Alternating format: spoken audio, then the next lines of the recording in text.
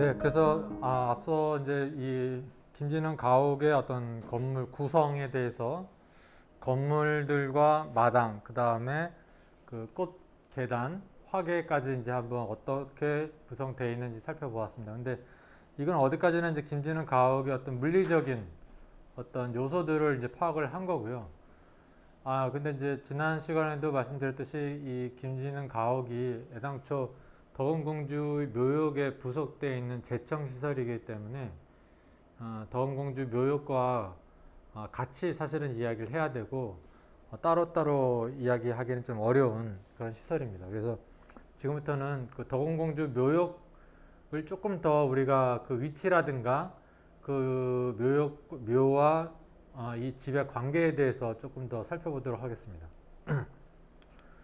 자, 앞서도 한번 보여드렸던 것처럼 이 김진흥 가옥과 덕원공주 또 실제로 이제 부마 윤희선도 같이 합장이 됐기 때문에 여기 두 분이 사실은 같이 계신 거예요. 윤희선 부마와 공주가 같이 이 안에 계신 건데 그래서 이제 두 공간은 가옥과 이 묘역은 하나의 공간으로 봐야 된다라고 이제 말씀드렸고, 근데 그래서 이제 묘청 불이라고 제가 이제 좀 되지도 않는 한자 실력으로 불이라고 하는 건 이제 두 개가 아니라 하나다라는 의미거든요. 그래서 이 묘와 이 제청은 두 개가 아니다. 하나의 공간이기 때문에 함께 살펴봐야 한다라는 말씀을 드리는 건데 문제는 지금 이 묘가 없어졌어요. 네, 어디 있는지도 모르고 참 왜 없어졌을까 여러 가지 궁금증들이 많이 지금 있는데 심지어는 이제 그 후손분은 되시는 분들조차도 알지 못하고 계세요. 자, 그러면 일단은 다시 한번 족보를 한번 뒤져보도록 할게요. 그래서 윤희선과 윤영구 이 두 분의 족보를 보면은 몇 년도에 돌아가셨다는 얘기가 나와요. 그래서 1887년 12월 29일 날 돌아가셨고 묻히신 묘가 어디에 묻혔느냐가 족보에 나와요. 그래서 묘가 고양 숭인면 현재 성북구 장이동 임좌라고 되어 있어요. 여기가 고양인가요? 여기가 고양시인가요? 아니죠. 예전에 일제시대 때는 여기가 경기도가 되면서 고양시가 됐었어요. 고양군이 됐었어요. 네, 그러니까 그래서 원래 조선시대는 서울 한성에 속해 있었는데 일본이 이제 식민 지배를 하면서 뭐 구태여 도시 추도의 시설을 그렇게 넓게 잡아서 시설 관리하기 그러니까 관리하기 힘드니까 이런 외곽은 다 그냥 지방으로 취급을 해서 이제 고향이 됐다가 그래서 이제 여기 족보 만드시는 분이 현재는 성북구 장이동이다라고 이제 썼죠. 현재 금자를 써서. 근데 임자는 뭘까요? 임자 할 때 임자인가요? 임자는 이제 동서남북 방향 중에서 임 방향이 있어요. 묘가 딱 앉는 방향. 묘가 어디를 앞으로 둘 것이냐. 그러니까 쉽게 얘기하면 묘를 두고 묘비를 딱 세우면 그 묘의 방향이 잡히는 거죠. 묘비가 있는 쪽이 정면이 되는 거니까. 그래서 어느 쪽을 보고 묘가 들어섰다라고 하는 정보까지도 족보에 남아 있어요. 대단하죠. 윤영구 선생도 보면 이분도 장이동에 붙이셨어요. 처음에. 그래서 이분도 이제 어떻게 정보가 있는데 사실은 덕원공주의 묘도 모르지만 윤영구 선생의 묘도 어딘지 몰라요 지금. 그러니까 이분들의 후손들이 윤씨 집안의 후손분들이 일찍 돌아가시고 하다 보면서 집안의 이런 정말 중요한 기록들이 다 사라지고 어디에 계신지조차도 모르는 상황이 됐죠. 자, 근데 이제 여기서 보면은 그래서 이제 여기서 임자 방향은 이 방향이에요. 이렇게 약간 남쪽으로 좀 있는 방향. 그다음에 술자는 이렇게. 그래서 예전에 이제 요즘에도 그 풍수질 하시는 분들이 이런 나침판 들고 다니시는 거 알죠? 막 이렇게 여러 개 있는. 그게 이제 다 이런 방향을 재는 것이죠. 자, 근데 여기서 보면 이제 배우자의 묘지도 같이 나와 있어요. 그래서 보면은 여기 이제 윤희선 부마이시니까 배우자는 당연히 덕원공주겠죠.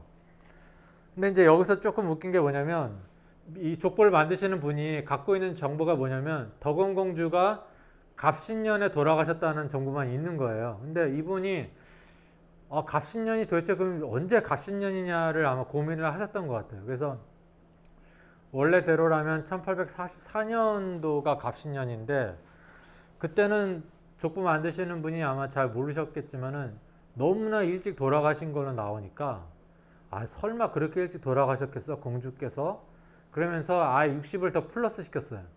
그러니까 60년 후도 갑신년이니까 그래서 그냥 덕원공주가 1904년까지 사신 걸로 족보상에 돼 있어요. 향년 83세까지 사신 걸로. 실제로는 20대 초반에 요절하셨는데 족보상에서는 60년을 더 사신 거죠. 글쎄 이거를 뭐 어떻게 받아들여야 될지 모르겠지만 시정되는 게 맞다고 생각이 됩니다. 그리고 이제 윤영구 선생 배우자도 일찍 돌아가셨는데 그래서 여기 보면 이제 묘부라고 하는 어려운 한자가 들어가는데 이건 합장을 했다는 얘기예요. 부부를 같이 합장했다. 그래서 이제 아까 보여드린 그 덕은공주 묘 무덤 안에는 윤희선 부마도 같이 계셨던 걸로 생각할 수 있죠. 그래서 이 기록은 대단히 잘못된 기록이기 때문에 시정될 수 있기를 바랍니다. 자, 그래서 다시 한번 볼게요. 이게 1954년도의 항공사진인데 굉장히 중요한 단서를 주는 너무나 중요한 사진이고요. 지금까지 많은 연구자들이 이 사진을 참고를 안 했어요. 그러다 보니까 공주의 묘가 어디 있었다는 위치를 그냥 잘 그러니까 두루뭉술하게만 넘어갔는데 사실은 이 사진 한 장이 아주 깨끗하게 명확하게 얘기를 해주고 있어요. 그래서 이 사진은 아주 1급 자료입니다. 1급 자료. 이 장혜정 스터디에서는. 그래서 보면은 조선왕조 실록에 이 1844년도에 이제 덕은공주가 돌아가시고 무덤을 썼을 때 그 무덤에 대한 정보가 또 있어요. 이것도 굉장히 중요합니다. 그래서 보면은 뭐 서쪽으로 어디랑 접해 있고 동쪽으로 어디로 접해 있고 그러니까 그런 정보들이 나오거든요. 이게 굉장히 중요한 정보예요. 그래서 이제 보면은 근데 이 지도가 제가 지금 보니까 동서남북이 조금 안 맞아요. 이 항공사진이. 그래서 지금하고 지도랑 이렇게 중첩시켜 보면 좀 안 맞거든요. 그래서 보니까 한 8도 정도를 이렇게 돌리면은 맞더라고요. 그래서 지금 요 지도를 정확하게 보려면은 시계 방향으로 한 8도 정도 돌려서 한번 보시면은 방위를 정확하게 알 수가 있고요.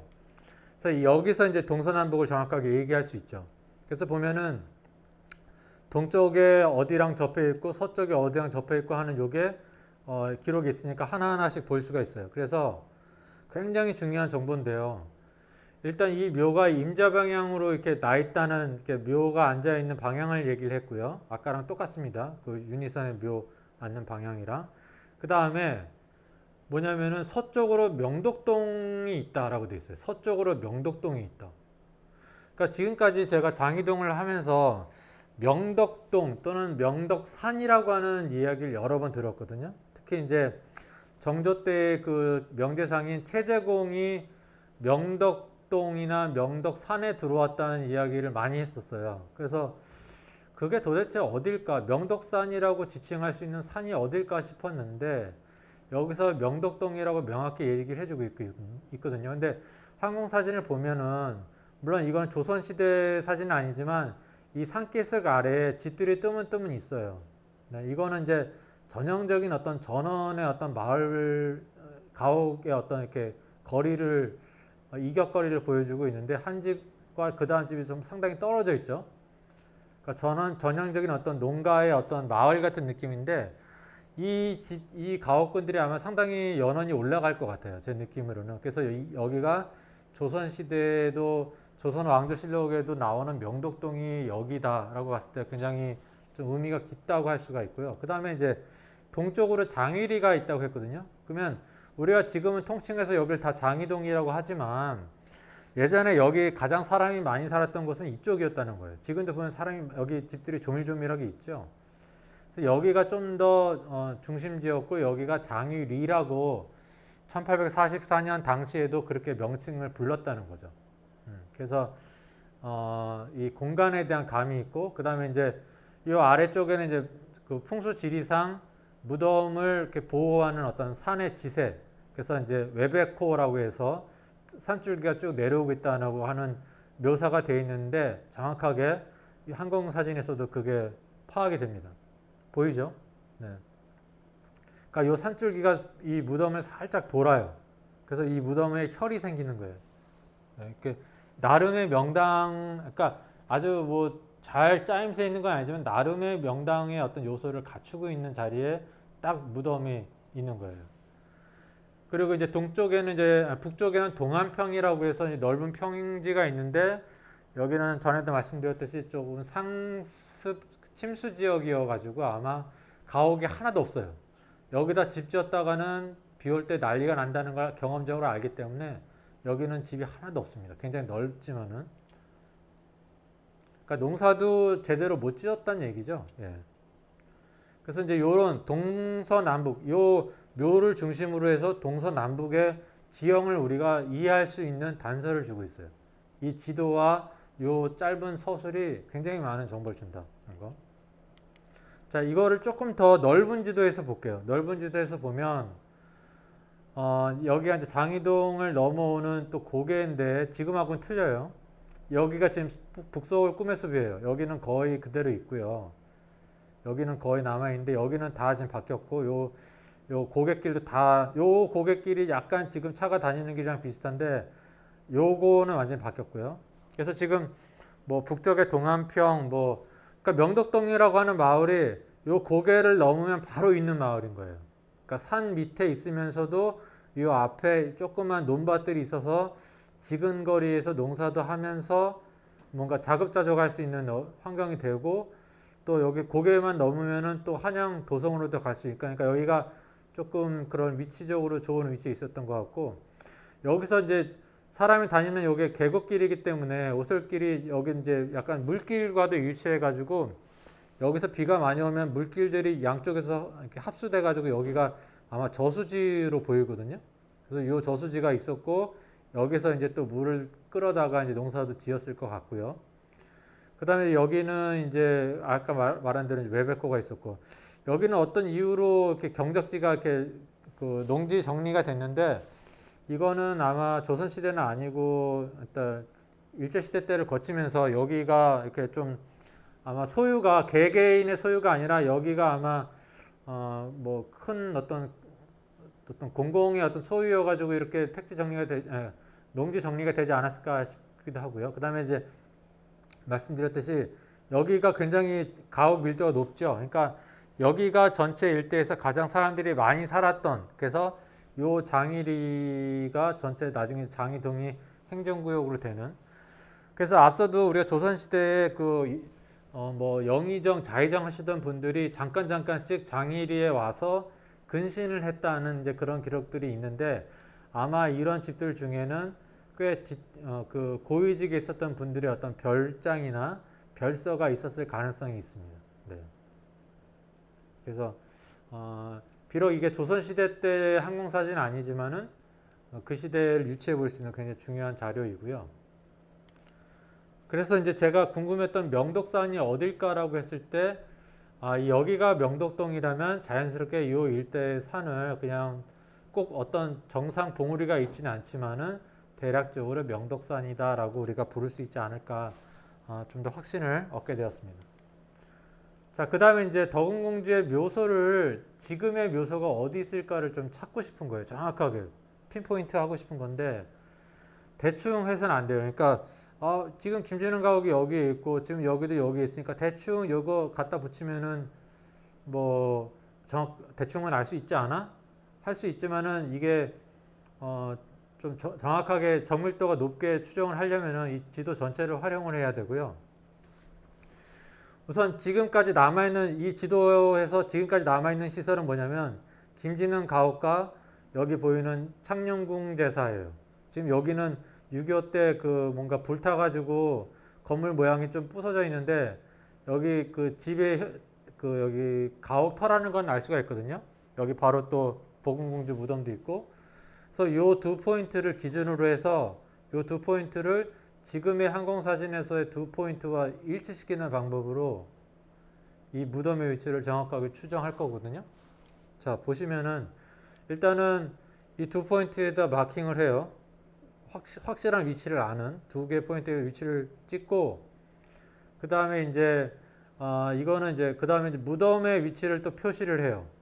그리고 이왕하는 김에 좀 더 해서 옛날 길들은 어떻게 나 있었나를 한번 제가 좀 그려봤어요. 이렇게 어떻게 사람들이 어떤 식으로 다녔나, 또 이런 경작지의 이런 것도. 그래서 요거를 가지고 딱 이제 그리면 하면 요거만 딱 나오는 거죠. 네, 이거 PPT가 굉장히 좋더라고요. 그럼 여기에다 이제 뭘 하냐면 지금의 지도, 지금의 항공사진에 역시 마찬가지로 두 개의 포인트를 찍어요. 그래서 요 아까 보셨던 요 두 개의 포인트와, 그러니까 자석, 여기 자석이라고 생각하면 돼요. 자석, 이것도 자석이에요. 그래서 이렇게 저렇게 맞추다가 자석에 딱 들어맞는 위치가 있을 거 아니에요. 두 개의 지도를 포개할 때 이렇게 하다 보면 자석에 딱 맞을 거 아니에요. 그런 식으로 두 개의 지도를 나란히 놓는 거예요. 나란히 놓게 되면 이런 게 나오는 거죠. 그러면은 예전에 고객끼리 이랬구나. 근데 지금은 어떻게 바뀌었네. 그 다음에 이제 뭐 예전에 여기 논밭이 이렇게 잘 정리되어 있던 곳은 지금은 장미 초등학교하고 장미 시장이 있는 곳이었구나. 그런 거 알 수가 있죠. 그리고 옛날 길들 중에 일부는 옛날 골목길들이 남아있기도 하고요. 이제 제일 중요한 거는 이제 덕원공제 묘역의 위치죠. 그래서 보면은 이쯤에, 그러니까 이거는 이제 묘역을 전체 묘 주변에를 다 크게 잡은 거예요. 그래서 요 일대에 무덤이 있었겠다. 지금 여기가 김진흥 가옥이거든요. 네, 그러니까 여기에 지금 그러니까 불운하게도 여기에 길이 지나가요. 도로가 생겨요. 그러니까 이 도로가 공주의 묘가 없어진 어느 하나의 계기가 됐을 가능성이 높은데요. 조금 더 큰 이미지로 보면 여기 지금 사거리가 있어요. 장곡초등학교 귀퉁이에서 가면 사거리가 있고, 거기 조금만 내려가면 무슨 술집 같은 데가 있는데 아마 그쪽에 아마 묘가 있었고, 그 일대가 묘역으로 해서 사람들이 출입하지 못하게. 그래서 지금도 그 주민분들 중에는 이쪽 언저리가 소나무 숲으로 이렇게 장벽이 쳐진 것처럼 돼 있었다는 걸 기억하는 분이 있거든요.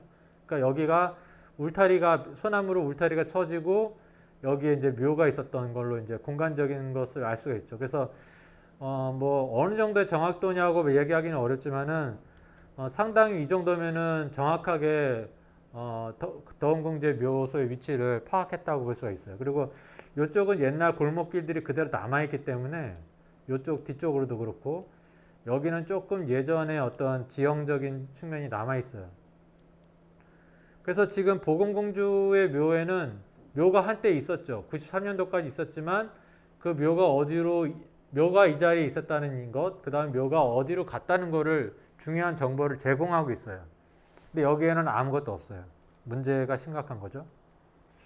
그래서 이제 보면은 지금 이제 옛날 항공사진과 지금의 항공사진을 거의 같은 구도로 배치한 거예요. 그래서 이 수직을 맞춰가지고 과거의 집들이 이렇게 지금 정렬되어 있고, 또 이쪽에 무덤이 있어서, 그래서 요 위치, 요 사거리에서 몇 건물째 되는 요 위치, 요 방향으로 묘가 있었다 하는 것을 얘기해 볼 수 있죠.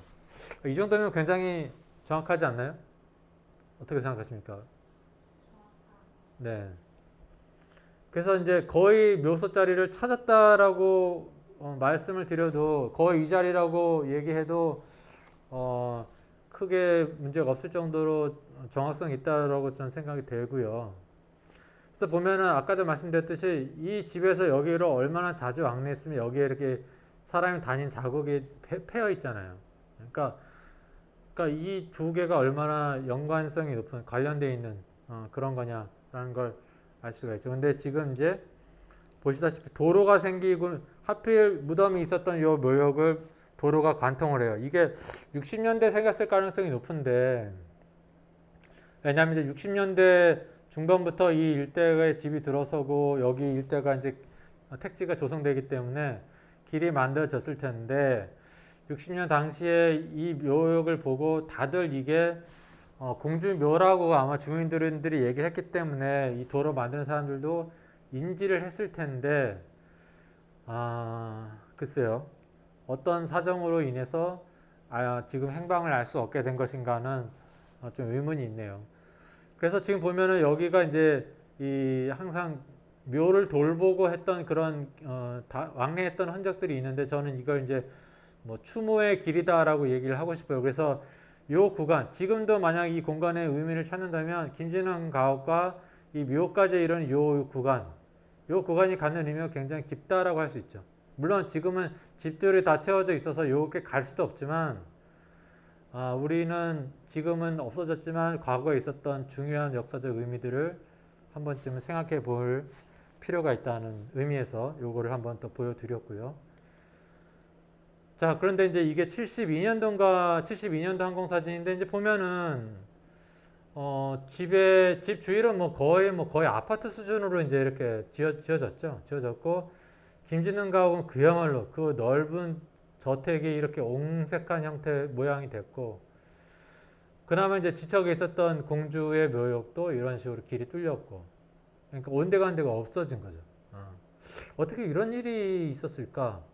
참 놀랍기만 한데 우리가 거쳐왔던 60년대, 70년대 시대는 그러한 시대였다는 것을 우리가 또 알 수 있죠. 그러니까 이를테면 서울시장의 별명이 뭐 불도저 뭐 그랬으니까 그냥 밀어붙이는 거죠. 네. 그래서 이제 아무튼 없어졌고 지금 대충 추론하자면 여기 보면 이제 이렇게 약간 호프 같은 느낌의 시실리라고 하는 호프가 있고 여기 서울 철물이 있어요. 요 맞은편에 이제 동해 아구찜이라고 하는 이제 또 아구찜집이 있고 그래서 요 일대가 아마 무덤이 있었을 가장 가능성이 높은 곳이에요. 그러니까 여기서도 멀지 않아요. 걸어 내려가면 금방이니까 한번 시간 날 때 한번 가보시고요. 그래서 여기에서 조금만 가면 이제 김진흥 가옥이니까 같이 보시면은 좀 더 의미가 있겠죠. 그래서 요거는 여기가 살짝 고개예요. 여기가 무덤이 있었던 자리가 살짝 경사지에서 여기서부터 내려가면 또 내리막이거든요. 그래서 여기가 살짝 언덕 고개 부분인데, 그러니까 거기에 딱 안성맞춤으로 묘자리를 잡은 거예요. 이 위치가 이렇게 여기에 약간 경사지거든요. 경사지가 다 떨어져요. 그래서 이걸 밑에서 보면 이렇게 오르막으로 가다 내려가요. 그러니까 묘는 한 이쯤에 있었다고 보는 건데, 그러니까 약간 살짝 높은 곳에 무덤이 있었다는 거죠. 자, 그래서 이제 거의 다 끝났습니다. 그래서 이 가옥의 특징을 이야기할 때 중요한 게 뭐냐면 이 무덤과 이 가옥의 관계를 제일 먼저 염두에 둬야 되는데 요 무덤과 추모의 길과 바로 요게 아까 별당차라고 했던 건물인 거죠. 이 건물이 바로 무덤을 바라보고 있어요. 그럼 이 별당체의 역할은 무엇이었을까? 어떤 추모의 개념을 담기 위한 건물이 아닐까? 그렇게 이제 추론을 할 수 있죠. 그래서 이제 요게 일직선으로 되어 있는 요 라인에 대한 이해가 우리가 김진흥 가옥을 이해하는 가장 먼저 해야 될 공간적인 이해라고 할 수 있고요.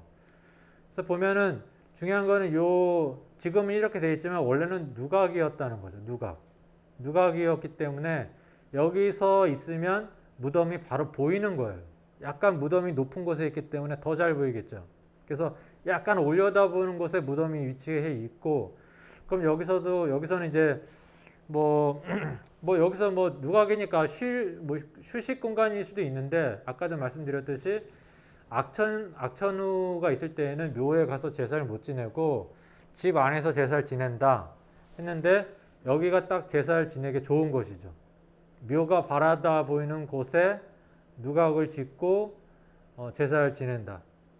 꽤 그럴듯하단 말이죠. 더군다나 이 집은 이 장대석이나 이런 데 약간 장식성이 들어가 있어요. 그러니까 조금 더 공이 들어가 있는 격이 조금 더 높은 집이고 만듦새가 조금 더 손을 받고 처마도 길게 뺐어요. 처마도 상당히 이렇게 그러니까 집에 이 가옥이 조금 더 뭔가 다른 이 가옥을 지은 목수들이랑 좀 다른 목수가 조금 더 처마를 길게 빼고 조금 더 규모 있게 지으려고 노력한 집이거든요. 그래서 여기는 그런 어떤 제례 행사를 위해서 특별히 아마 윤영구 선생 때에 아마 마련되었을 걸로 생각이 되는데 그래서 그런 어떤 재래 의식용의 어떤 건물이었다라고 보는 게 아마 맞지 않을까라는 생각이 되네요.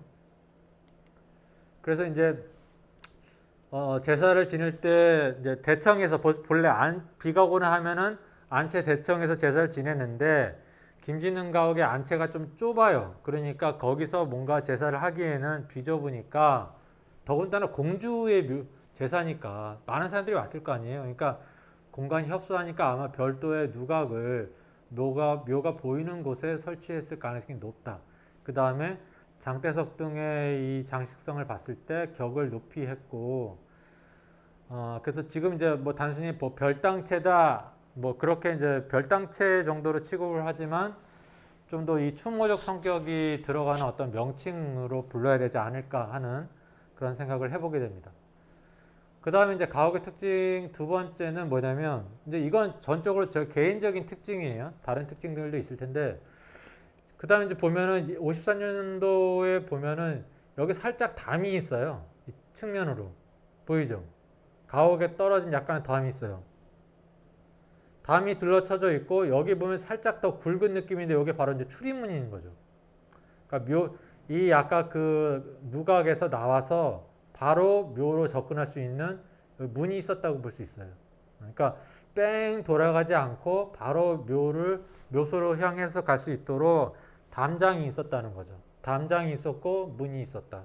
그것도 좀 여기서 알 수가 있고, 근데 이제 여기서 드는 퀘스천이 의문이 뭐냐면, 아니 이런 측면에 담도 남아 있고 측면에 문도 있었는데 왜 대문칸이 없느냐? 그러니까 이 정도 규모의 집이면은 소위 말하는 소술대문이라고 해서 굉장히 이렇게 큰 대문이, 아주 양반집 그 대문이 있어야지 맞거든요. 근데 그 대문이 있어야 할 자리가 없어졌어요. 깨끗해요. 여기는 이제 사람들이 다니는 길인데, 그러니까 이렇게 집이 고스란히 다 노출이 되는 거예요. 대문이 없으니까. 그러니까 그러니까 이게 수해 피해를 입었다든가 자연재해에 의한 거라면은 이 집 전체에 어떤 다 훼손이 갔을 텐데, 여기만 딱 없어졌다는 거는, 그러니까 이런 식의 뭔가 담장이 있고 수술대문에 있어야 이게 격이 맞는데 이게 없어졌다는 것은 일부러 없앴을 가능성이 높다라고 저는 생각이 되고요.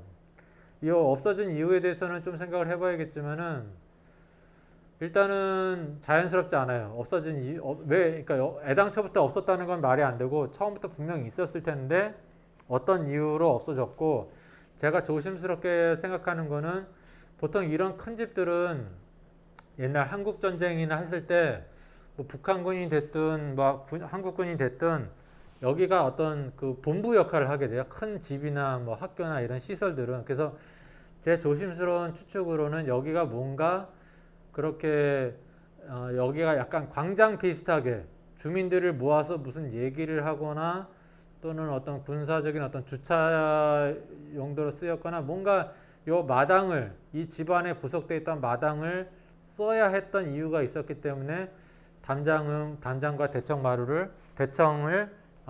대문칸을 털어내지 않았을까라고 하는, 이게 54년도 사진이니까 조금 섣부른 추정일 수는 있는데, 아무튼 제 느낌은 여기는 누군가 고의성을 가지고 헐었을 것이다 라고 하는 게 제 추측입니다. 그래서 별당체 출입문은 당시까지 남아 있었는데 대문간이 없어졌다는 것은 말이 안 되고, 뭔가 인위적인 그런 목적이 있었을 것이다 라고 하는 게 제가 이제 보는 두 번째 특징이고요. 세 번째가 이제 마지막인데요.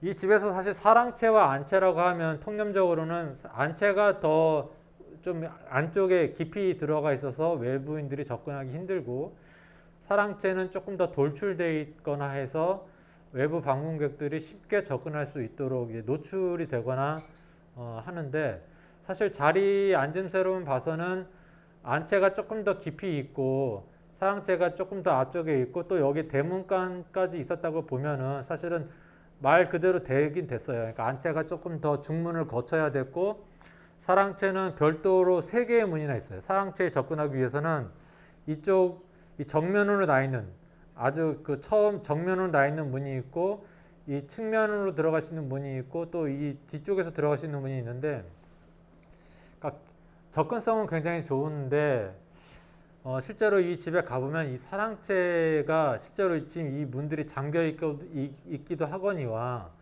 이 문들이 잠겨 있을 때는 사랑채까지 가려면 뺑 돌아서 가야 되거든요. 물론 요 뒤쪽에도 쪽문이 있긴 한데 뺑 돌아서 가야 돼요. 그래서 제 느낌은 이 사랑채가 오히려 더 안채처럼 깊숙이 있다는 느낌을 받아요. 앞쪽에 있음에도 불구하고. 그래서 이제 비록 문이 세 개가 있고 하지만은 근데 실제로 이 앞쪽의 문은 아마 뭐 윤영구 선생이든지 이 집주인이 실제로 행차했을 때 바깥에 나갈 때 아마 집주인이 이용했을 문이라고 생각이 되고 외부 방문객들은 아마 이쪽 측면 뒤로 해서 들어왔을 가능성이 높아요. 예. 그러니까 이쪽은 이제 뒤로 들어왔을 거고 그다음에 이쪽 문은 이제 집에 어떤 일하는 사람들이 필요할 때 들어갈 수 있도록 이렇게 현문 형태로 되어 있고 그래서 문이 세 개지만 각각이 출입하는 사람들은 달랐을 거고 더군다나 윤영구 선생이 일제에 감시를 받는 인물이었어요. 이건 굉장히 중요한데 자기도 반납을 했고 또 3.1운동의 어떤 전모에도 일정 부분 또 연루가 돼 있었기 때문에 계속해서 또 굉장한 부자였어요.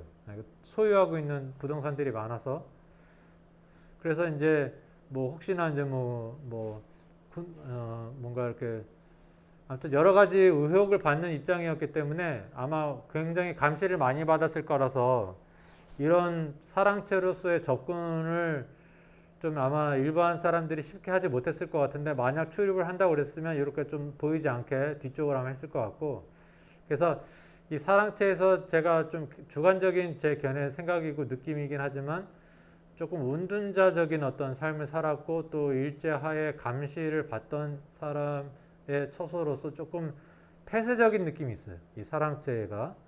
그래서 그런 분위기가 느껴지고 또 굉장히 좀 고고한 느낌? 또 이 한옥적으로 봤을 때 여기 어떤 처마나 이런 것들의 짜임새가 굉장히 단정하고 격이 높거든요. 그래서 이 사랑채가 아마 이 집 전체에서 가장 좀 많은 좀 그런 것들이 기운이라 할까? 어떤 그런 어떤 정신적인 것들이 담겨 있는 공간이 아닐까 하는 생각이 듭니다. 실제로 윤영구 선생이나 부마께서도 아마 기거하셨던 곳이기도 해서 더 그렇겠습니다만은 자 그래서 여기까지 일단은 하고 향후의 과제들은 뭐냐 자 일단 덕원공주와 부마 윤희선이 합장되었던 무덤은 현재 어디에 무덤이 있는가 어디 가 있는가 그 다음에 또 윤영구 선생과 그 부인께서 합장되었던 무덤은 장이동 어디에 있었고 지금 또 어디로 모셔졌는가 이런 기본적인 소재 문제 파악의 문제 그 다음에 이제 아까 보여드렸던 어떤 덕원공주의 묘역으로 추정되는 곳에는 조금 더 고증을 거쳐서 반드시 표지석이 세워져야겠다. 이런 것은 제가 여러 차례 한 말씀을 드렸고요. 그 다음에 또 지금 진행되고 있는 어떤 부마축제에 대해서도 조금 더 추모적인 의미가 보완되는 그런 방안이 마련되어야겠다라고 해서 이제 이 정도까지 우리 김진흥 가옥과 덕원공주 묘역에 대해서 같이 말씀을 드렸습니다. 그래서 일단 저한테 할애된 것은 이 정도를 말씀드리고요. 그래서 지난 3월 달부터 이제 저도 많은 연구를 해서 작년보다 훨씬 더 많은 것들을 알게 됐지만 또 이게 하다 보면 조금 더 하다 보면 더 많은 것 공부가 필요하다는 것을 또 절감하게 됩니다. 그래서 앞으로도 또 이런 계속 기회가 돼서 제가 좀 더 많은 풍성한 내용들을 여러분들께 공유해 드릴 수 있기를 바라면서 이것으로 마치겠습니다. 대단히 감사합니다. 예.